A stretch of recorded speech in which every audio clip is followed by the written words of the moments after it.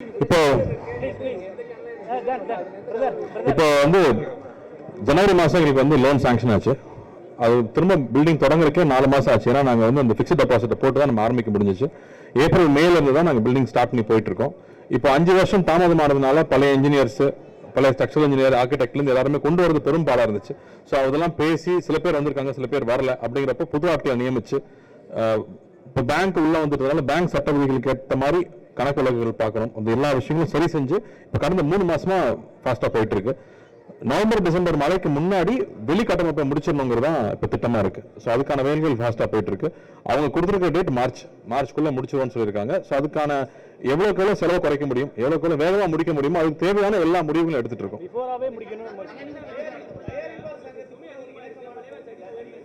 கண்டிப்பா மோர் தென் 30 to 40%. நீங்க வெளியில போய் நீங்க விசாரிச்சீங்களே தெரியும். உங்களுக்கு வாங்கின சம்பளம் கோவிடுக்கு முன்னாடி எவ்வளோ, இப்போ வாங்கின சம்பளம் எவ்வளோ, நீங்க வாங்கின மண்ணு வேற எவ்வளோ, இன்னைக்கு எவ்வளோ, இரும்பு எவ்வளோ, இன்னைக்கு எவ்வளோ. முக்கியமா சம்பளங்கள் ரொம்ப ரொம்ப உயர்ந்துருச்சு. 30-40% மேல போயிடுச்சு. அது எல்லாமே அனௌன்ஸ் பண்ணிருக்கோங்க.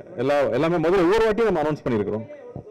எதுங்க 30-40% மேல போயிடுச்சுங்க. அதாவது 40%. ஏன்னா பில்டிங் முடிச்சுட்டு நான் உங்களுக்கு சொல்றேன் எவ்வளவு வந்திருக்கு. ஏன்னா செலவு பண்ணிட்டு இருக்கோம். முடியும் போது நான் உங்களுக்கு சொல்றேன்.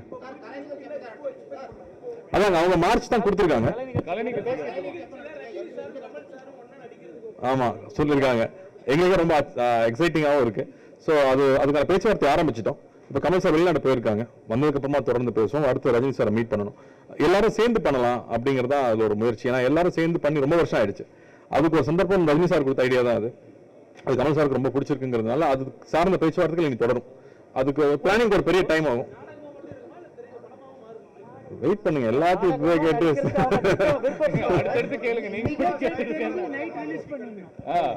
ரிப்ளை நீங்க சொல்லுங்க. நன்றி. அதாவது ப்ரொடியூசர் கவுன்சில் வந்து நமக்கு ஒரு 10 குறிப்புகள் 10 டிமாண்ட்ஸ் கொடுத்திருந்தாங்க. அதுக்கு நம்ம வந்து ஆர்டிஸ்டோட கலந்துரையாடி ஒரு 37 பாயிண்ட்ஸ் அவங்க வச்ச டிமாண்ட்ஸ் ஒன்று இருக்கு.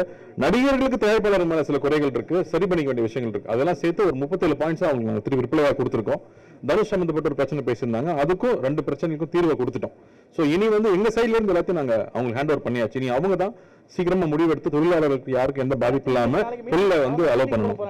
இன்னைக்கோ நாளைக்கோ மீட்டிங் போடுறாங்க. டிஸ்கஸ்ல நாங்க ஸ்மூத்தா முடிச்சுப்போம். நீ அங்க போயிட்ட சரி சொல்லு.